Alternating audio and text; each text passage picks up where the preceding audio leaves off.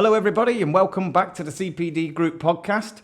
Today we have another guest with us, Richard Bowler from the Professional Electrician and Installer magazine. So Richard has been working with us for a while through the magazine, having that accredited, which we'll go into in a little bit more detail in a bit more time. Okay, so welcome Richard. Thank you very much for joining us. Thanks for having us. So welcome, as I say. Tell us about yourself. Tell us about what you do. Thank you for having me, first and foremost, this morning. I'm the editor of Professional Electrician and Installer magazine, as you've explained, Andy. So basically, a journalist or an editor who's putting together a publication and associated digital materials as well, all aimed at electrical professionals working currently in the electrotechnical industry. Super. So about the magazine itself then. Yeah. So where did it start? How did you get involved? Tell us a bit more about that kind of thing. So my own involvement, we'll go back and do a little bit of a history lesson on it. So the magazine will be 40 next year, the ripe old age of 40. So it started as, if we take a little bit of a step back, Hamerville Media Group, which is the publisher of this particular publication. We have a number of titles that are aimed at trade professionals. So outside of Professional Electrician and Installer, we have a magazine for builders, which comes out every month. We have a magazine for plumbers, one for hairdressers, which I don't make much use of with this Barnet. So we've got all sorts of trade-specific titles. So our original flagship title, which was launched as the first one, was Professional Builder.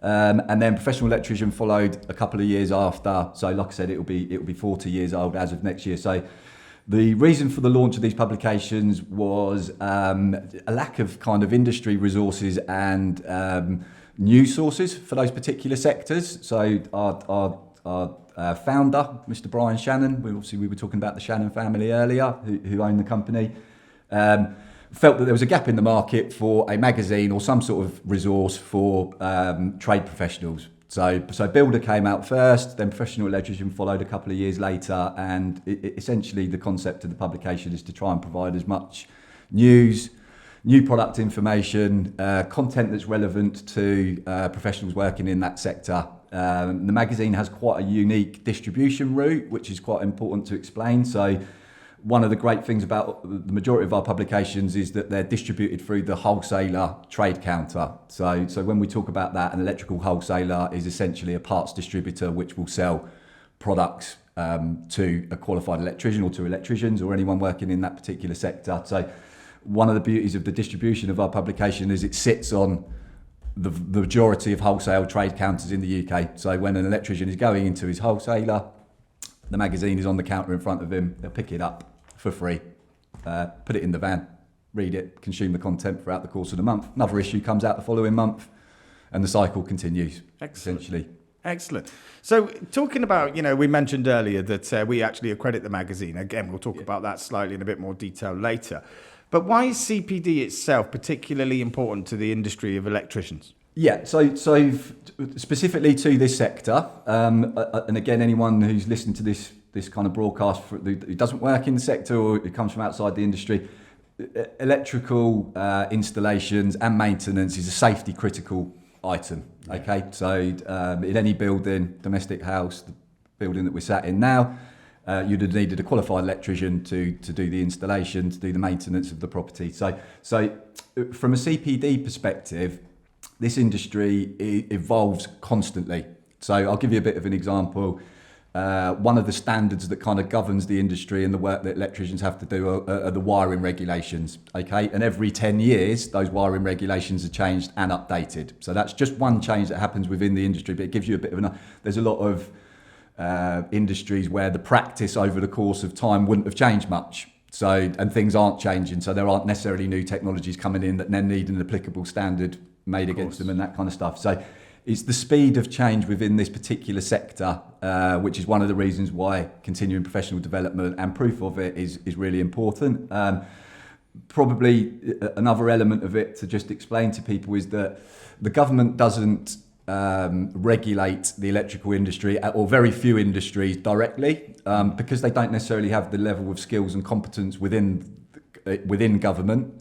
You've got lots of ministers that are changing departments constantly, as you'll see on TV. Well, how are they supposed to be the expert of that particular department? So there's lots of sectors that government will allow industry to kind of regulate itself with the correct appointed individuals as part of that. So an element of the electrical industry is what you call a competent persons scheme or competent persons registers. So there's two organisations within the electrical industry that essentially accredit and sign electricians up to a register, which then gives someone like you, if you haven't worked done at your home or in this commercial property or anything like that, confidence that individual's on a register, that they've got a higher level of regulation above them that's almost self-regulating itself as an industry. So again, where CPD comes into this, and we're just looking a little bit into the future with this particular one, for those competent schemes, competent person schemes,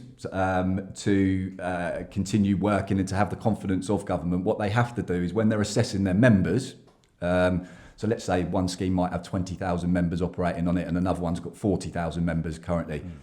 They all have to have an annual assessment take place every year. So for that member to retain his status on that register, again, because the electrical industry is evolving and it's such a safety critical industry, every year guys kind of have to re-register and prove their competence at the end of that particular year because of the speed of change. So there's a framework within the electrical industry called the Electrotechnical Assessment Specification, which is some guidance that those companies that run those registers and are appointing electricians to their registers have to stick to as a competence framework. So when they're assessing their members every year or assessing a new member to come on board, they have to assess them against a select set of criteria.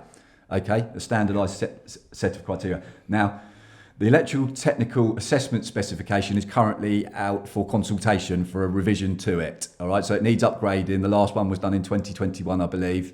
There's one due soon, and you know a lot of the noises around that at the moment is that added to that framework is that there will be a mandatory requirement for an electrician to prove a certain amount of hours of CPD per year to then potentially then get themselves re-registered on a competent person scheme register, essentially. All right. Absolutely. So we don't know the exact figure of the number of hours at this moment in time, but that's something that's definitely coming in the future and will be a mandatory requirement. So that also proves quite an element of CPD relevance to this particular industry. And I think there's so many different pathways within the electrical industry as well. So you're not necessarily just a domestic electrician or an industrial electrician. There can be you could be you could be an engineering design manager or a technical support individual or something like that. So again, certain pathways within the industry require you to prove CPD annually as part of being able to progress into that.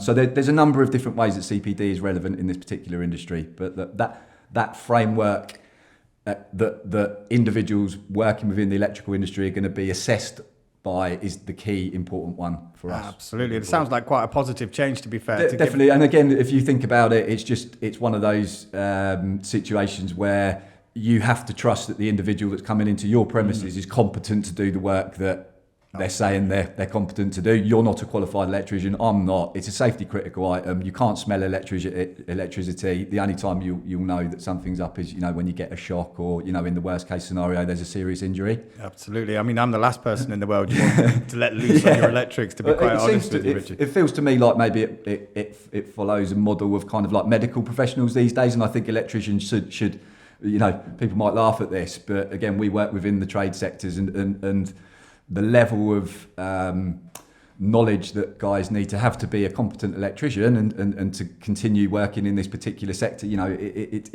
is like a medical professional. It's a safety critical thing that you're doing, could affect multiple people. So we sort of look at it in that way, in that it's going down that route now of real professional competence and having to prove it. Absolutely. So the two organisations, the regulatory bodies that you mentioned, they're bringing in the mandatory CPD against the framework. Yeah. I mean, is that a massive change for the industry, or I mean, how are they getting that information out to the professionals as well? So again, they're reliant on doing their own. So you would have seen over the last little while, or if you work within this particular sector, particularly since the pandemic kicked in. So there's another element with it, just which I did miss out actually earlier, is when you're looking to be re-registered onto one of those competent person schemes, you have a physical face-to-face visit from an assessor normally. And part of that process is, again, they've got to assess you against this particular framework. So you've got to prove that you've got public liability insurance, that you've got all these different things in place. And then you'll take them off to show them a couple of jobs, recent jobs that you've done within reason, where you've got access to it. And again, that's something that they'll assess your competence by that process. As you can imagine, over the pandemic, it was an absolute nightmare. So for the competent persons registers and schemes to actually get out and see individuals face to face that were members of their register was virtually impossible, because you couldn't have any physical contact with anyone. They obviously couldn't take you to a customer's house to show you a job that they'd just done, because we weren't allowed to have that physical, interaction or anything like that. So again, it changed during that process. So one of the things that the schemes were doing was, again, to prove that an individual kept up with his competence over that period of time and what was required of him, that there was an element of having to prove CPD over that period of time. So what we've started to find over the last couple of years, we're finding more CPD accredited webinars, seminars, lots of stuff going on. So the competent person schemes, both of them run multiple events per year. They turn up to our elect shows as well, that we run, which is a live trade show version basically of the magazine. So essentially they're trying to get as much information out as possible to their members, but they also really rely on independent sources like ourselves as well. So if you think about it, one might have 30,000 members and one might have 10,000 members. Let's just use that as a hypothetical scenario. We probably think there's probably over 300,000 electrical professionals in some sort of capacity working in the UK. So it's only it's a fairly small proportion of people that they're actually able to get their own members are the only people that are learning this information a lot of the time. Whereas you have an independent source like PE, which goes out to everyone essentially. It's a much more appealing way of them getting content and information out there as well. Absolutely. So, I mean, you've actually brought in a couple of magazines. Yeah. There. You wouldn't mind passing me one? Yeah, of course. That'd be great. Excellent. So this is the magazine. This is the Professional Electrician and Installer magazine, which we accredit as part of our Edutorial Accreditation scheme. So editorial, what that stands for is education and editorial mixed together. And we've actually submitted that word to Wikipedia, by the way, to try to claim it as our own. So that's a piece of work that we're working on at the moment. Yeah. So the idea is behind our editorial accreditation is that we look for educational content in the written form in terms of articles and things which you have here in the magazine. Yeah. Now, it's been a very successful accreditation route for us, and it's a proof of concept that has really worked well for us and hopefully for yourself, So as the editor of the Professional Electrician and Installer magazine, why was it important for you to go and seek CPD accreditation? And what prompted that change for your edition? So again, the answer to that is obviously some of the changes that have been happening within industry that we're privileged enough to have seen happen and know are coming in the future, as I kind of explained earlier. So that was one of the reasons why I was looking broadly at seeing if there was any way that we could get some sort of accreditation against the publication. I think, again, it's important to kind of state to people, so over the last 5 to 6 years, one of the really important things that we do through the publication and trying to understand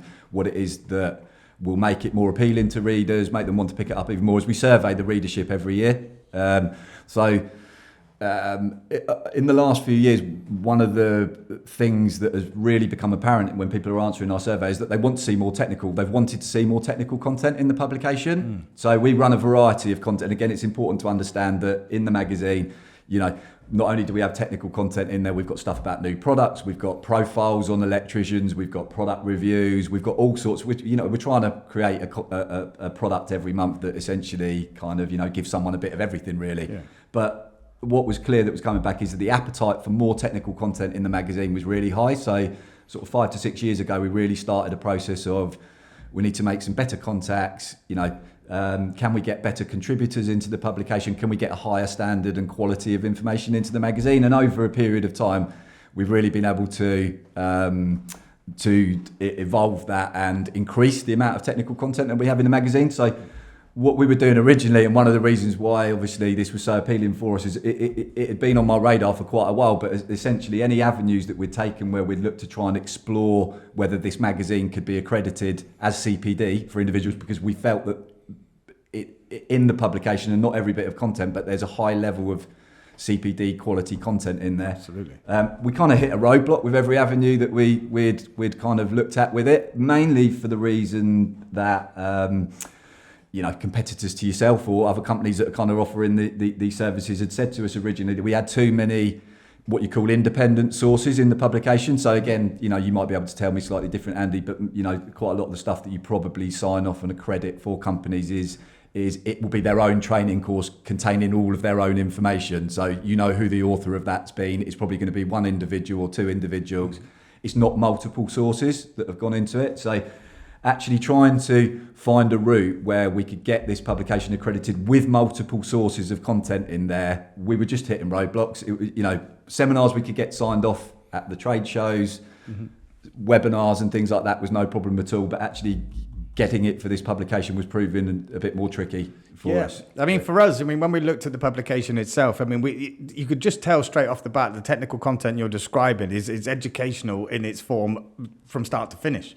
If you're an electrician, reading that content is fantastic learning for you, and it's something that you can take away with you and apply to your day-to-day business, So, I'm looking at your publication again. We can see here, if I just show it to the camera, that you guys have actually created a CPD zone in the center of your magazine, which is kind of isolating all that technical content. Yeah. Because one of the things we discussed, wasn't it, Richard, is that we're not able to accredit product promotion and things like that, because it's not educational in that way that we see it as fit for accreditation. But all of the other articles that your contributors, quite rightly, they are independent contributors, but still they are offering seriously high-level educational value to your readership. So we see that as CPD, Why wouldn't you, if you ask me? Yeah. It's one of those things where sharing information, sharing top high-level knowledge with your professionals is really important for their career development. So tell us a little bit about the reconstruction of the editorial to actually have a CPD zone in the middle. So again, it's important to kind of just explain. So again, some of the contributors that we have into that section where we talk about the high level of technical information, and a couple of the schemes and registers that I've just mentioned to you earlier, they contribute content into this section every month. So again, we've got that confidence that it's a high level of technical information. But yeah, it for us, it was more of a case of signposting and just making sure that everything. So I think again, we have to take a step back. Is that in this industry, anything really can be classed as CPD, but and obviously what we had to do between the two of us is distinguish as this was what we called a higher level of it. You couldn't accredit every bit of content in the publication, but if an electrician really wanted to, and this is the process that they would have to go through previously with a publication like ourselves, they could try and prove CPD from any piece of content that they've read if they wanted to. And what that would involve is basically a process of them having to scan an article out of the publication, then write like a findings kind of application essentially. What have I learnt from this? How did I implement it into my work? Blah, blah, blah. It's just such a faffy it was creating a barrier to people actually doing it. So that could be acknowledged as CPD against someone's record at some point, but it's just a faffy process, a really, really faffy process. It's the same as, again, when you accredit the seminars at shows and things like that, an individual probably could get some CPD against their record for doing that if they didn't have a bespoke certificate coming out of the webinar or the seminar. But again, they're going to have to sit down, write some documentation up about what they've learnt in there, who presented it, what they got from it, how they've implemented it into their work. The likelihood is they're going to have got some CPD from that seminar, but they're just not going to be able to have documented it in the way that they need to afterwards. So going back to what you said there, one of the original plans, and this is how things evolved over a period of time as well, is that we were going to originally bookmark any content in the magazine. So rather than segregating it within one section of the publication, we were going to have articles dotted about in different sections of the magazine, and any that had that higher level of CPD and that you guys maybe had accredited as part of an overall package for us, we can have a signpost or a marker against it, say this is a CPD worthy piece of content, make your notes, blah, blah, blah. Then really just thinking about it and having some time to think about it myself, it's like, well, why don't we just segregate this all into one section of the magazine so that it's very clearly signposted where it starts, where the content starts and where it finishes, and that we've got this individual section that just the content within that section is what an individual is essentially potentially going to be able to get a CPD credit for. So that's how the process evolved. So again, I think it's really important, and again, you're looking at a copy of the magazine there and you've got the intro page. So we repeat that in every issue of the magazine. That intro page has got a couple of disclaimers on there. don't cheat the system, for example. So again, we're explaining to them, you have to go through each individual piece of content in that particular section, clearly signposted. When you get to the end, you're going to find a page with a QR code, with a call to action on it, which will allow you to get your personalised CPD certificate for that particular issue of the magazine. But don't cheat the system. This is how you have to do it. And I think it's important that we run that disclaimer page in every issue of the magazine, just reiterating to the readers, we're deadly serious about this. Yeah. There is a way that you can cheat the system if you really want to. You could go straight to the article. I mean, I have to talk about limitations that potentially could exist with it as well as it currently stands.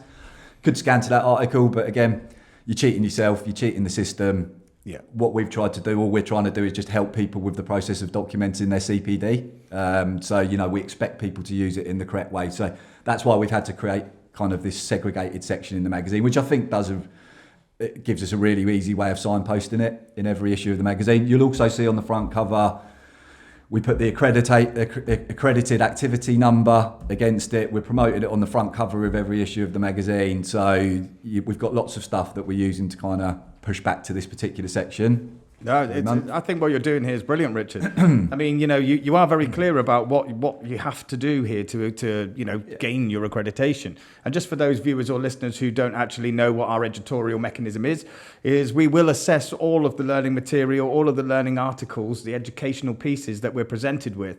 And then we provide a QR code to be put into the publication so that readers can scan the QR code at the end. As you say, Richard, download a bespoke certificate that covers all of the subjects that's being covered within that publication, and then keep that certificate for their record to then evidence the fact that they are doing various CPD activities. So, I mean, how has the accreditation actually helped your readership? Do you see that they've kind of engaged a bit more? Or what's the benefits it's had for you and for them? So I think for us, it's, and again, it's just the original frustration of not being able to have any kind of CPD documentation against this publication, even though we believe there's a high level of technical quality in there every month. So that was one of the really key points. All of a sudden, we've now got some sort of reference or how would you put it, recommendation, almost endorsement of the magazines, the quality of the content that we said that we were originally putting in there every month, going through the accreditation process with yourselves, which again we can go on maybe to talk a little bit about that, but it is stringent. So for me as the editor, it gives me confidence in a lot of the things that we're doing. I think just from a readership perspective, what we've noticed is obviously, again, with these things, they take a little bit of time for the message to kind of get through a little bit. And the social media posts now that we get that are interacting with us and someone with their bespoke certificate has posted it on social media, said we've just gone through, the September issue of the magazine or the July, August issue. I've got my certificate. So lots of people sharing those kind of things out. Engagement numbers with the actual section and the number of certificate downloads has gone up as we've been going along. I still think there is a knowledge gap in terms of what this is actually potentially going to do for our readers or what it is currently doing for them. And I think I explained to you earlier, when this consultation on this specification framework is eventually released, people will start to really see the value of what it is that we're doing here. For me, there was never any bad side to doing this. Extra work involved, a little bit of a guinea pig in terms of some of the things that we're doing. Obviously, we have to make sure that we're getting a really good level of quality, which again is more work for myself, but something I've been very keen to do anyway through the publication. So I think just, there are no bad sides to it. We're offering a free service here to our readers, which essentially is allowing them to have a documentation or some sort of proof of something which is incredibly important, towards their daily job and their annual kind of assessment process. So I think, and when we get direct feedback from people as well, again, there's been nothing negative, which again, we can talk about the mechanisms and different things like that, but you thought you might get someone at some point come back and say, well, that's too fluffy, or it's this, or it's that. But no, there's generally a trust around it. So it's definitely enhanced reputationally our publication for sure. Well, that's super to hear. It is super to hear. I mean, I was just looking at the statistics just before we started the podcast, surrounding your scan rates of the readership from the magazine, and it's in the hundreds every month. Yeah. So it does look like it's getting great engagement currently. But as you say, when the mandatory regulations come in against the new frameworks that are being set, I'm sure that will shoot right up, won't it? It'll probably skyrocket a little bit because people will then see, as you say, the true value in being able to gain a CPD credit from your publication. Yeah. So anything new really as well. Sometimes people just have to try it first to have some trust in it. Of course, there may be that distrust against it. Again, it's quite a time-served industry. This, so you have an older generation that's still working within the industry and on the tools every day. They might not be quite so keen on the QR code scanning. So again, we've got quite a modern mechanism that we're using to get certificate downloads from this. There'll be some that aren't au fait with that type of process. That's fair enough. We put another mechanism in there, which again I can go on to explain. We now put a URL link on there as well, which they can use to take them back to the same page.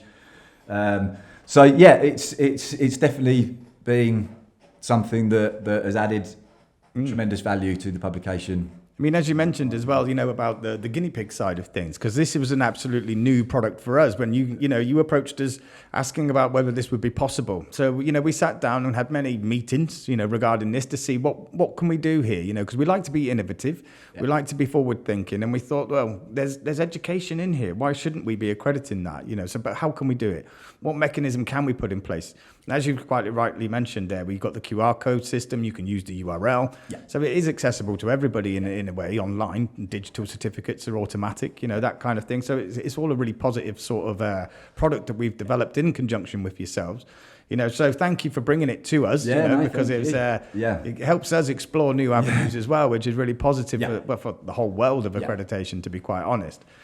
So talking of that, so what was your experience like with working with the CPD Group? I mean, how did you, how did it all go? So again, I can talk through the process that we went through, and again, not every company is going to go through this process with you because we were one of the first ones. So you've kind of ironed out most of the stuff that anyone who's doing these edutorials might sort of go through. But again, it's important to kind of just explain the relationship that we had previously with you, or we still do, as an existing relationship, as you accredit the seminars that are. So we have an Elex trade show, which is 6 times a year, basically a live version of the magazine, and we have a seminar room or a couple of seminar theatres as part of that particular show. Again, with presentations that are offering electricians technical knowledge, advice, and that kind of stuff. So we started using you guys to accredit the seminars that we were doing at the show, because previously we had a seminar theatre and there was no CPD accreditation against it at all. So that was the first starting point, because we knew events could be accredited, seminars could be accredited.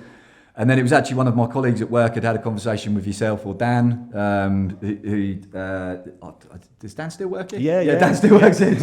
Dan still works here. So my colleague Kieran had a conversation with Dan at one point. And this then came onto the radar. He said, we've been having some conversations, and there's some other things that the guys would be prepared to accredit and have a look at doing. And it was like, I need this, and I need to be the one to go in and get this done, because we've been looking at it on our publication for quite a while. So we then had a face-to-face or a Zoom conversation with yourself and Dan, just to explore what it was we were thinking and looking at. With the whole thing, obviously we got some very encouraging feedback from yourselves that there might be the possibility that we could potentially do something, but we would need to work together on what the mechanism would be, what this would consist of, a framework that you needed to give us that we were going to be accredited against, so that any contributors to our publication, we could give them a very clear reference as to the way the article has to be structured, things that we're looking for in it, etc., etc. So yes, the process was, I think we had 2 or 3 Zoom calls over the course of the piece. I then had to send some example articles to you guys. So we collated a load of content, because I wasn't 100% sure what in your eyes would be classed as CPD worthy or you would accredit us against. So we sent loads of proof copies of content and articles that you guys checked in the background for us, came back with a very thorough explanation, and you checked for every bit of content that I'd sent across and the example content, a very thorough explanation as to what would constitute CPD as part of your own accreditation process, what wouldn't, what the reasons were for that, why that content wouldn't constitute CPD in the future. And it just gave me a really helpful then template and guide as to, okay, this will work. This is what I should submit every month. I don't want to waste anyone's time when we're submitting stuff for the accreditation. It was really, and then we also had to go through the process of you guys doing a certificate design for us, a mock certificate design. How would that need to be? What are we looking for on it? What are the bespoke elements? So, we keep talking about a bespoke certificate. One of, again, the beauties of what you guys do for us is someone can't just duplicate a certificate and send it across to their mate because their name's on it. Yeah, exactly. And there's other elements of bespoke kind of personalisation on that certificate, which is brilliant for us. So that was a whole process we went through. It was probably 2 to 3 months we were developing it. So towards the end of last year, with a plan that we were going to launch in our January issue of the magazine, the first CPD zone section.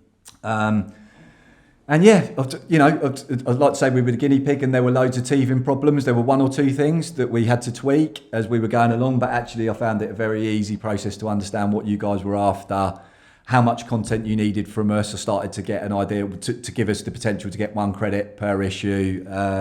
So yeah, you guys were just really helpful, open to the conversations. Obviously it was something fairly new to you as well, so we were kind of maybe helping each other a little bit as part of that and to understand what was going on with it. But I've been really happy with the whole process and obviously quite privileged that we were one of the first publications, or maybe even the first publication in the UK that actually had an accreditation like this from yourselves against it. Absolutely. And yes, you were the first. Yeah, you were the first people to come to us, brought the idea, and as you said, we worked together to develop it. Yeah. So we're very keen on doing that with our, our customer base and having a look at any kind of new ideas that, are feasible. We can't just take everything on, but this had legs to it, Yeah. We thought it was really important to get this content recognised and CPD credits attached to it because it's valuable information. Yeah. The next thing as well, another additional benefit that I don't think we've covered yet is the fact that you did say about, you've got the accredited activity logo on the front of the magazine.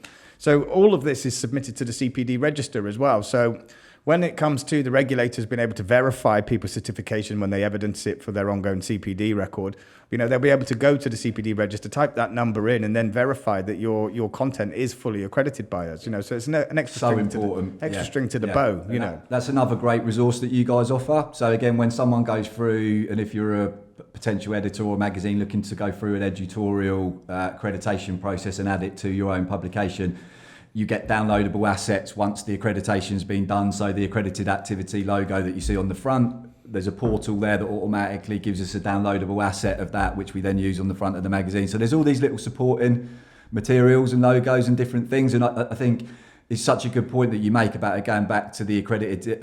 And again, that's up to the assessor and the electrician who are using proof of CPD at the point of assessment to decide whether they want to go to that level of going back to the register, checking that everything is indeed registered. They may just take it as the gospel that everything's okay, but to have that transparency, if you look at it in the way that it aligns itself in the electrical industry, an electrical professional doing electrical installation and maintenance work, transparency of their work and having proof of who did it and when they did it and all of this kind of stuff is such an important element of the electrical industry as it currently stands. So this mirrors that from a CPD perspective. Transparency. It's all about being transparent. What are your qualifications? What have you learned? So I think it really mirrors the kind of the attitude sort of side to the electrical industry really well and goes back to that competency and transparency. We need a more transparent electrical industry as it is. Yeah.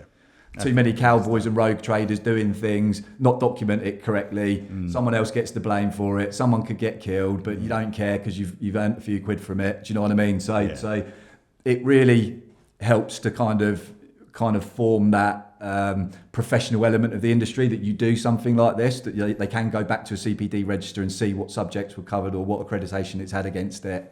I think it's also important to point out that there's a year against these. So let's say, for example, our January issue of the magazine, which came out in January, obviously, and had a certificate, an accreditation against it. They have to make sure that accreditation runs out in January of next year, essentially. So it's important to obviously reference the fact that there is a 1 year lifespan on this. When our January issue next year comes out, I'm sure that it'll be replaced on the register by that or something like that. So it certainly will. Yeah, I mean, it's been such a positive relationship working with you guys so far on your events as well as, your editorials. So I just last thing to say is thank you very much for coming in to see us, Richard. It's really interesting to hear about your industry from your perspective, because I see it from afar. I'm not an electrician, thankfully. Everyone will be glad to hear that. But it's really interesting to hear what's going on in the industry, the changes that are afoot, with the new regulations coming in. Yeah. So again, thank you very much for coming in and highlighting all of that for us. And yes, well, I hope you enjoyed this episode. And yeah, subscribe so that you can catch up with all of our videos and everything that we publish on CPD TV. So yeah, thank you very much for joining us, and we'll see you again next time. Bye-bye.